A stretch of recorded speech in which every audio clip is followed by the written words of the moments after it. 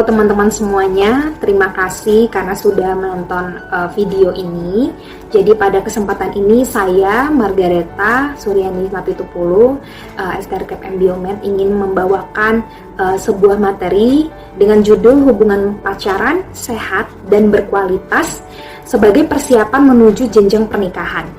Nah, di sini saya menuliskan judul dengan penambahan kata sehat dan berkualitas, bertujuan untuk supaya pacaran ini tidak hubungan pacaran ini tidak sekedar hubungan yang tidak memiliki nilai, ya. Jadi supaya pacaran itu tidak hanya sekedar hubungan yang dianggap tidak serius atau enteng. Jadi saya tambahkan kata sehat dan berkualitas, sehingga materi ini dapat kita gunakan ya untuk sebagai bekal untuk persiapan buat teman-teman, adik-adik atau kakak-kakak yang sedang menuju ke jenjang pernikahan ya. Nah, di sini saya juga menuliskan bahwa kesiapan itu adalah kunci utama sebelum kita memasuki pernikahan. Ya, jadi kata kuncinya adalah kesiapan. Nah, pacaran adalah persiapan menuju jenjang pernikahan. Jadi salah satu untuk mempersiapkan pernikahan adalah melalui hubungan pacaran. Nah, artinya apa? Artinya ketika kita memang sudah berencana untuk menikah, kita bisa mengambil keputusan untuk menjalin hubungan dengan lawan jenis lewat hubungan pacaran. Tapi kalau kita tidak berencana untuk menikah, ya jangan pacaran ya. Jangan pacaran kalau belum siap untuk menikah. Jadi kita harus tahu juga bahwa tujuan pernikahan itu sebenarnya adalah untuk membentuk sebuah keluarga. Keluarga itu dibentuk untuk apa? Keluarga adalah menjadi sebuah lembaga pertama untuk menanamkan nilai-nilai kepada generasi mendatang. Ya, jadi kata kunci di sini adalah lembaga. Ya, artinya keluarga itu terdiri dari lebih dari satu orang. Ya, yaitu ada ayah dan ibu, ada istri dan ada suami dan istri. Nah, kenapa disebut menanam nilai-nilai? Karena pada akhirnya nanti keluarga ini akan memiliki keturunan ya, sehingga dia harus memiliki kemampuan untuk mendidik anak untuk menanamkan nilai-nilai yang mereka yakini gitu ya. Dan kita kenal dengan nama parenting ya, parenting. Sehingga keluarga ini nanti akan memberikan dampak bagi masyarakat atau bangsa. Nah, makanya dikatakan bahwa family makes better world. Ya, keluarga membuat dunia lebih baik. Sehingga ada juga perkataan orang bijak mengatakan melahirkan itu natural, tapi mendidik anak itu pilihan. Ya. Jadi kata kuncinya adalah kata mendidik. Sehingga ketika kita memang memutuskan untuk menikah, kita harus memikirkan sampai ke sana gitu ya.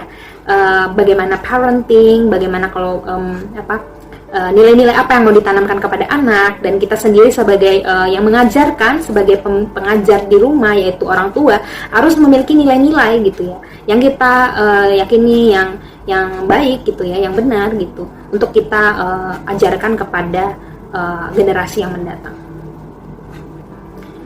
Nah, namun pada kenyataannya saat ini ya, pacaran itu menjadi suatu tempat yang untuk melakukan hal-hal yang tidak positif ya, hal-hal yang tidak membangun. Pertama misalnya adalah kasus penganiayaan dan kekerasan. Tidak jarang kita mengetahui ya bahwa ada kekerasan di dalam hubungan pacaran. Baik itu kekerasan fisik, psikologis, seksual, dan ekonomi itu bisa terjadi pada masa pacaran ya. Menurut Devi tahun 2013. Nah, sedangkan contoh kasus lain, pacaran itu bisa menjadi tempat untuk bersenang-senang.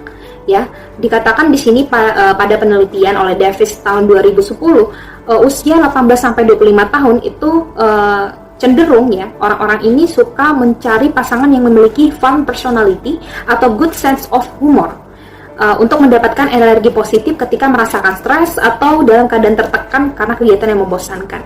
Artinya ini masa-masa di mana seseorang masih proses belajar ataupun kuliah, bekerja, usia 18 sampai 25 tahun. Nah, pada usia ini mereka biasanya mencari pasangan tuh untuk menghibur diri mereka ya, untuk mendapatkan kesenangan, dan ketika mereka bosan mereka mencari pasangan.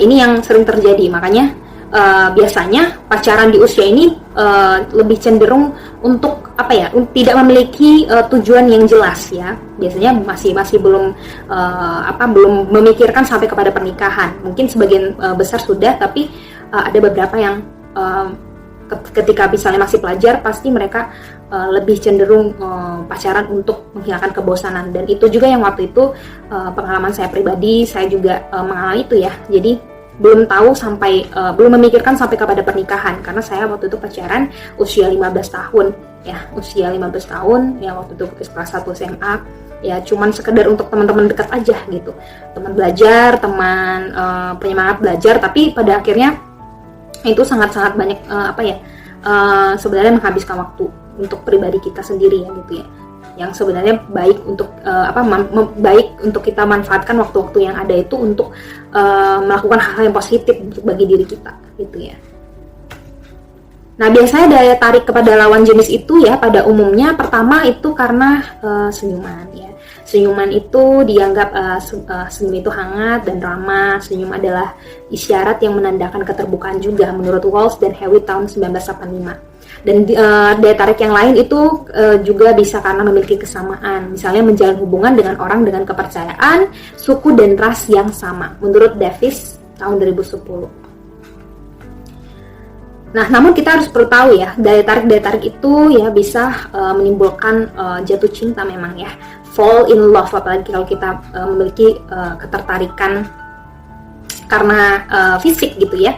Jatuh cinta di tahap awal itu dikatakan adalah sebuah proses biologi. Dan dikatakan di sini hindari pacaran hanya karena alasan jatuh cinta. Dan secara penjelasan biomedikalnya juga kita bisa tahu bahwa jatuh cinta adalah suatu mekanisme neurokimiawi di otak, di mana pengaruh hormonal ini hanya akan bertahan 2 tahun atau mungkin lebih cepat ya. Jadi ini adalah memang sensasi sensasi euforia atau sensasi hasil dari hormonal yang mengakibatkan adanya efek bahagia ya, karena ada pelepasan dari beberapa hormon-hormon bahagia, yaitu ketika kita merasakan suka itu akan ada respon hormon testosteron dan estrogen. Ketika ada attraction atau ya sentuhan atau physical attraction itu akan ada dopamine, norepinephrine, serotonin, hormon-hormon bahagia ini. Kemudian juga ketika ada hubungan seksual itu akan ada beberapa hormon-hormon yang tercetus juga, oksitosin dan vasopresin. Nah, inilah mengapa banyak yang berpacaran dan menikah juga hanya karena ketertarikan seksual saja ya, karena adanya hormon-hormon kebahagiaan ini yang muncul. Nah, ketika itu kita cenderung mengidealkan pasangan kita dan hanya melihat hal-hal yang ingin kita lihat pada tahap awal hubungan itu, sehingga memang sangat harus berhati-hati ya ketika kita jangan sampai kita tertipu oleh mekanisme neurokimiawi ini ya. Ketika kita jatuh cinta, kita akan seperti orang yang bodoh ya. Di sini di gambar ini ya, di gambar yang paling kiri atas itu kita bisa lihat di situ. Jadi ada bagian di dalam otak itu namanya bagian amigdala. Ketika kita jatuh cinta, bagian amigdala ini dia mengalami switch off. Jadi dia mengalami dia dinonaktifkan. Dan pada fungsi amigdala ini sendiri adalah dia untuk proses critical thinking ya, pengambilan keputusan yang ada di otak gitu ya, yang berfungsi untuk itu gitu. Tapi ketika kita jatuh cinta, amigdala ini akan mengalami nonaktif. Artinya ketika orang mengalami jatuh cinta, dia akan sulit untuk mengambil keputusan, sulit untuk melihat sesuatu secara objektif, sehingga butuh orang lain ya, butuh orang lain yang hidupnya terbukti dewasa, yang memiliki perspektif yang jauh lebih objektif dan rasional untuk mengevaluasi ya pasangan itu, sehingga dapat membuat keputusan yang benar dan tidak akan pernah disesali. Ya, itu penting sekali. Nah, konsep pacaran berkualitas di sini saya rangkum ada 6. Yang pertama yaitu solid personal spiritual intelligence, kemudian right time, kemudian same mission or goals or desire, kemudian growing, kemudian openness, dan terakhir adalah precious. Pertama, solid personal spiritual intelligence ya. Konsep pacaran yang baik pertama masing-masing pasangan harus memiliki ini ya, suatu kecerdasan spiritual individu yang sudah kokoh ya.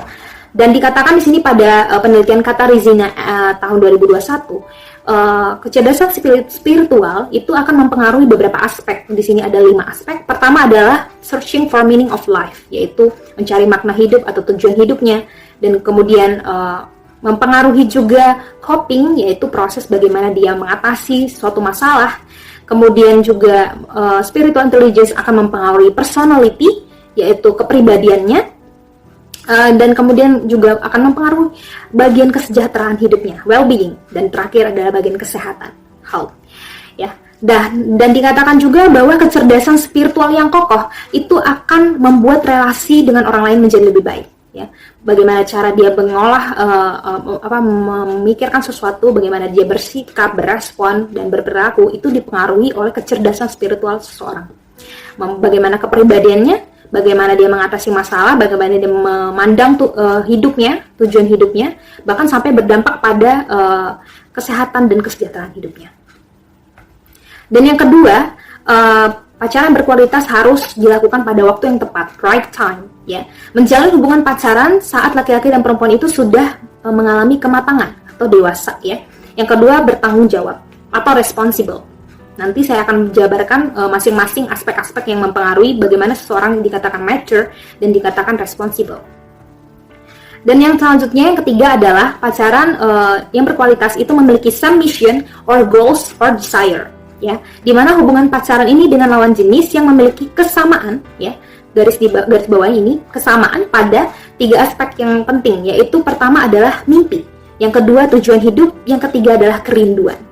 Di mana ketika kedua pasangan memiliki kesamaan pada bagian-bagian ini akan mendukung kelancaran komunikasi, ya. Kemudian bisa saling bekerja sama dengan baik, dan ini juga menjadi sebagai mesin, ya, yang menggerakkan hubungan itu untuk tetap harmonis, gitu ya. Yang kita bisa berikan contoh, misalnya yang pertama memiliki passion tertentu yang sama, ya.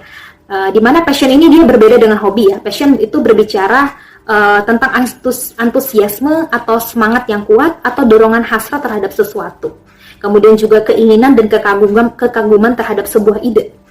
Nah, di dalam pernikahan ya, itu kedua pasangan harus bersama-sama nantinya akan untuk mengelola sumber daya yang ada, yang meliputi banyak aspek, yaitu pekerjaan, tujuan karir, uang belanja, tabungan, investasi, dan lain-lain itu harus dibicarakan bersama, gitu ya.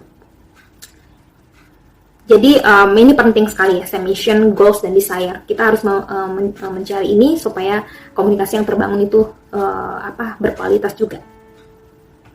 Nah, yang selanjutnya adalah growing, ya. Dimana pacaran berkualitas itu adalah hubungan pacaran yang dapat mendongkrak kita untuk terus saling belajar sehingga ada terjadi pertumbuhannya. Bertumbuh di sini adalah mengalami perubahan menjadi pribadi yang lebih baik. Ya. Contohnya adalah memberi masukan yang berdampak untuk saling membangun diri. Sehingga kita harus perlu, ya, jadi menghindari hubungan pacaran yang membuat diri kita tidak bertumbuh atau mungkin bahkan merosot. Sehingga juga kita perlu, ya, rutin mengevaluasi pertumbuhan diri kita secara setiap hari, ya, secara pribadi, pertumbuhan kita pribadi dan hubungan itu sendiri, ya, hubungan pacaran itu sendiri. Dan selanjutnya adalah openness. Ini adalah keterbukaan, ya. Sikap keterbukaan di dalam hubungan pacaran yang mengutamakan 3 aspek penting, yaitu pertama kejujuran, yang kedua ketulusan, yang ketiga sikap untuk belajar diubahkan. Dan yang paling penting di sini adalah sikap belajar untuk diubahkan, ya. Ini adalah hal yang penting. Kenapa? Karena kita perlu orang lain atau pasangan untuk mengoreksi kita. Contohnya, ya, mau diberikan masukan, koreksian, dan mau berubah, ya. Karena apa? Karena ketika ini tidak terjadi, maka perselisihan bisa ditimbulkan, ya, karena pasangan tidak mau berubah dan diberi masukan. Dan ini juga yang sering saya alami waktu itu, ya, di hubungan saya sebelumnya. Kita memiliki perspektif yang berbeda, kemudian, ya, kita masih belum mengalami mature, kedewasaan. Saya juga waktu itu masih belum mature, belum punya self esteem yang bagus juga waktu itu, sehingga kita masih punya cara hidup yang berbeda-beda dan tidak mendapat kesamaan, gitu ya, sehingga sering kita itu susah untuk diberikan masukan, ya. Dan yang terakhir adalah precious, yaitu tetap menjaga kemurnian hubungan pacaran, ya. Precious di sini artinya berharga, ya, tetap menjaga kemurnian, artinya, ya, tidak melakukan berbagai aktivitas seksual yang seharusnya tidak dilakukan di luar nikah, ya, seperti ada banyak macam aktivitas seksual yang seperti misalnya pertama petting ini adalah tindakan stimulasi atau rangsangan seksual terhadap pasangan tanpa melakukan hubungan seksual, ya, seperti memeluk, mencium, dan stimulasi lain yang ke arah kemaluan, gitu ya. Dan yang kedua adalah hubungan seksual itu sendiri, ya. Dan ketika kita menjaga kemurnian, ini akan memberikan harga yang tinggi ya pada hubungan pacaran itu. Nah, ini harus kita jaga sekali. Mature and responsible ya. Yang pertama, mature, di mana kedewasaan itu ada 4 aspek ya yang harus dimiliki oleh kedua pasangan sebelum mereka memulai pacaran yang untuk persiapan pernikahan. Yang pertama adalah wise, yaitu kebijaksanaan. Yang kedua good characters, kemudian accurate, dan yang terakhir disiplin. Nah, yang pertama wise atau bijaksana ini berbeda ya dengan pintar atau berwawasan luas. Wise ini adalah bagaimana dia mampu memahami makna sebenarnya dari segala sesuatu yang ditangkap lewat panca indera, dan kemudian mampu memahami keadaan dan kebutuhan orang lain. Ya, contohnya misalnya ketika orang lain marah, apa yang dia lakukan? Ketika orang itu bijaksana, ketika orang lain marah, dia akan tetap tenang, memberi kesempatan orang tersebut meluapkan perasaannya sambil berpikir tentang penyebab orang tersebut menjadi marah. Ya, jadi ketika orang bijaksana, orang lain marah, dia tidak ikutan marah gitu ya, tapi dia berusaha untuk tetap tenang dan bahkan mencoba untuk memahami orang tersebut, penyebab orang tersebut marah ya. Yang kedua, ketika orang lain sedang sedih, dia berusaha untuk mengerti perasaan mereka dan memikirkan cara untuk menghiburnya. Nah, selanjutnya adalah good characters ya. Orang yang sudah dewasa, sudah matang, dia memiliki karakter-karakter yang baik ya, kepribadian yang baik.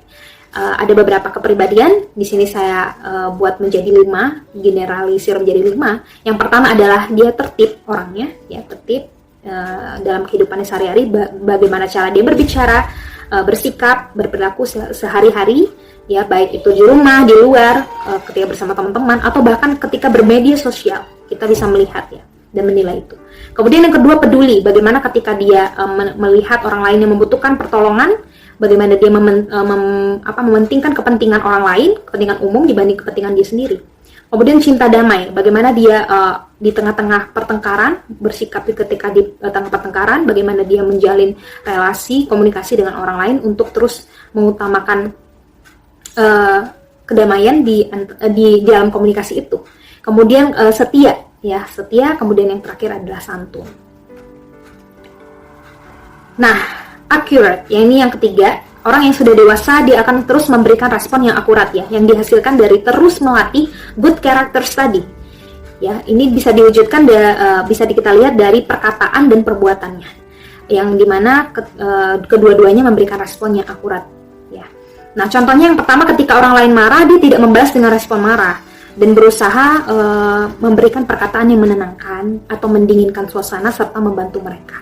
Yang kedua, juga mampu menyesuaikan cara berkomunikasi dengan banyak orang. Dia bisa memiliki identitas yang bisa switching identity gitu ya. Sebagai anak kepada orang yang lebih tua, bagaimana sebagai teman kepada sebaya, bagaimana sebagai kakak kepada orang yang lebih muda.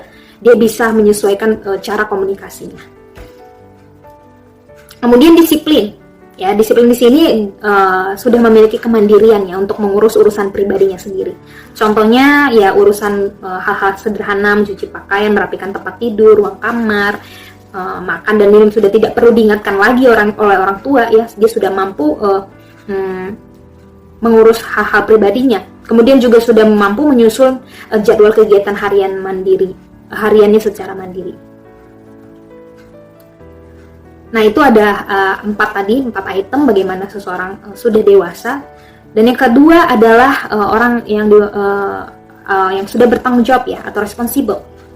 Nah, responsible di sini untuk laki-laki, dia memiliki pekerjaan atau memiliki penghasilan sendiri atau usaha dan lain-lain ya, serta juga memiliki self-esteem, serta memiliki gambaran besar yang jelas akan tujuan dari pernikahan itu.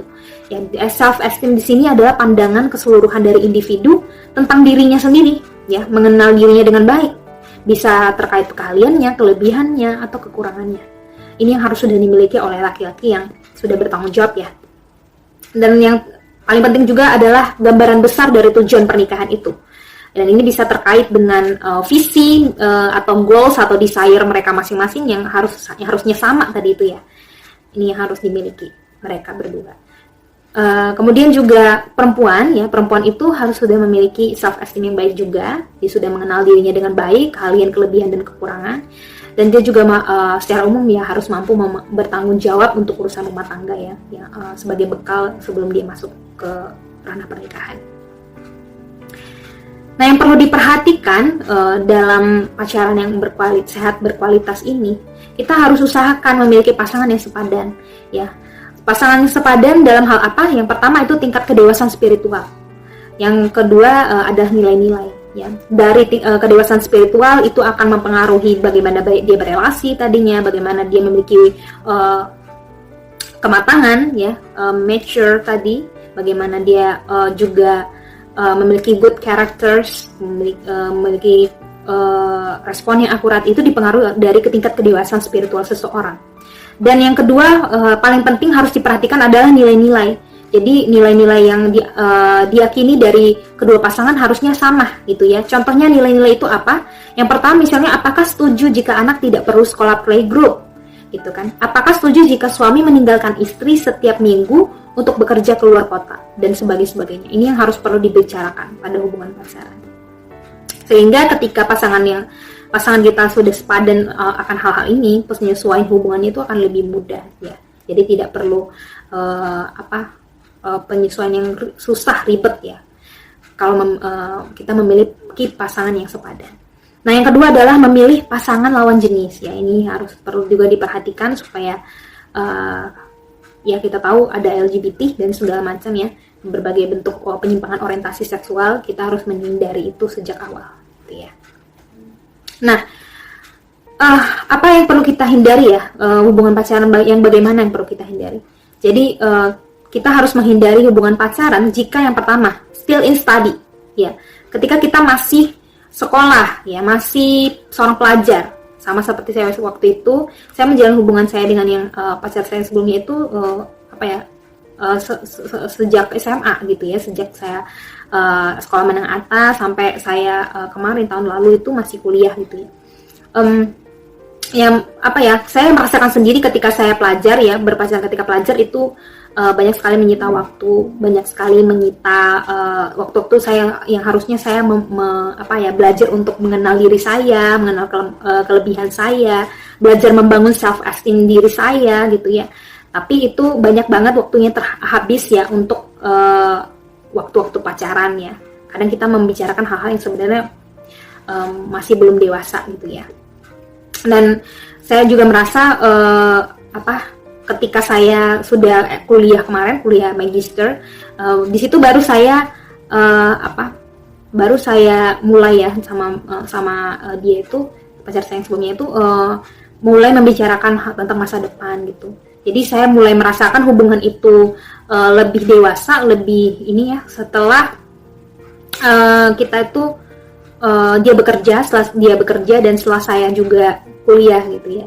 Artinya ketika masih wajib belajar 12 tahun, sebaiknya tidak usah pacaran dulu karena pasti akan rentan jatuh kepada pacaran yang tidak dewasa ya, yang tidak sehat dan tidak berkualitas juga, karena pasti orientasinya adalah bersenang-senang gitu.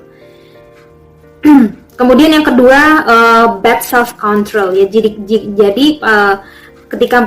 ketika hubungan itu masih ada salah satu atau keduanya masih labil secara emosi ya, sebaiknya tidak usah pacaran ya, jangan dulu, dihindari saja.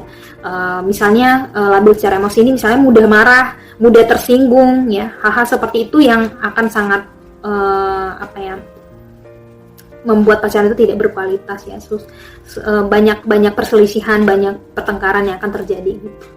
Nah, yang ketiga adalah misunderstanding. Misunderstanding ini tidak mengalami pengenalan yang cukup ya akan pasangannya, baik karakter, kerinduan dan tujuan hubungan itu ya. Tujuan hidup pasangannya juga gitu ya. Jadi masih ini dipengaruhi juga dengan kedewasaan spiritual itu tadi ya, bagaimana cara berkomunikasi dan memahami orang lain. Nah, yang terakhir adalah random relationship, yaitu hanya sekedar coba-coba ya untuk mengisi waktu luang ketika bosan, atau ya ketemu orang tiba-tiba langsung pacaran gitu ya, baru jatuh cinta langsung pacaran, itu random banget ya, tidak jelas gitu.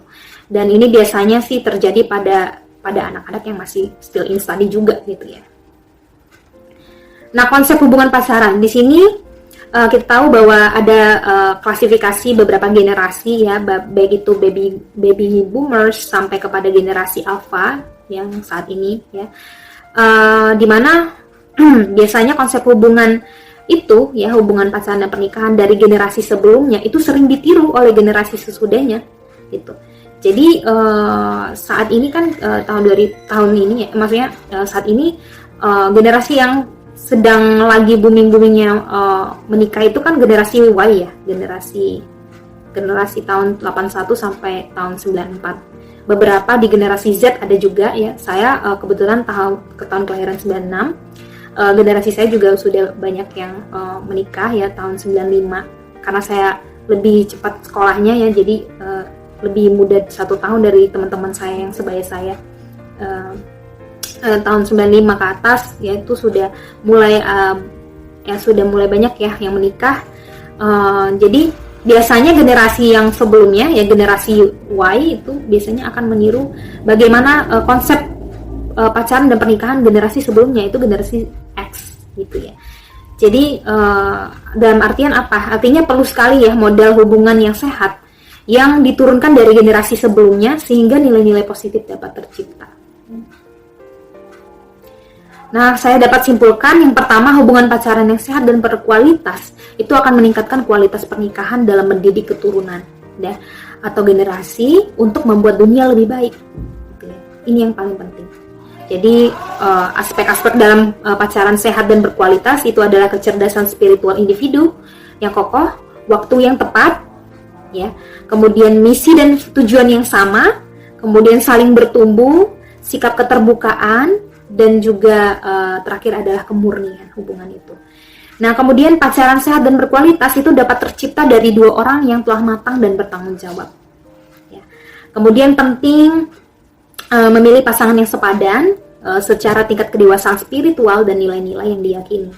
Kemudian hindari ya pacaran ketika masih pelajar, kontrol diri masih buruk, kemudian komunikasi yang buruk, dan hubungan tanpa tujuan atau random relationship. Dan terakhir adalah konsep hubungan itu diturunkan dari generasi sebelumnya ke generasi selanjutnya, sehingga perlu sekali model hubungan yang baik sebagai role model kita untuk menjalani hubungan pacaran dan pernikahan. Baiklah, terima kasih sudah menonton video ini. Semoga materi yang saya sampaikan bermanfaat ya. Saya tidak banyak bercerita tentang apa yang saya alami, tapi ya secara garis besar itu ya, sedikit sharing juga.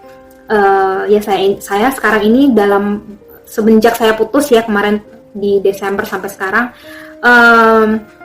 syukurnya banyak sekali perubahan yang terjadi pada saya. Saya fokus untuk mengenal diri saya, kelebihan kekurangan saya fokus untuk melatih good character study ya, sehingga ya saya percaya, maksudnya kita harus mencari pasangan yang sepadan ya, pasangan yang sepadan secara tingkat kedewasaan spiritual dan memiliki kesamaan pada nilai-nilai tertentu. Oke, itu yang dapat saya sampaikan. Semoga bermanfaat buat semua teman-teman, adik-adik dan juga kakak-kakak di sini ya. Terima kasih.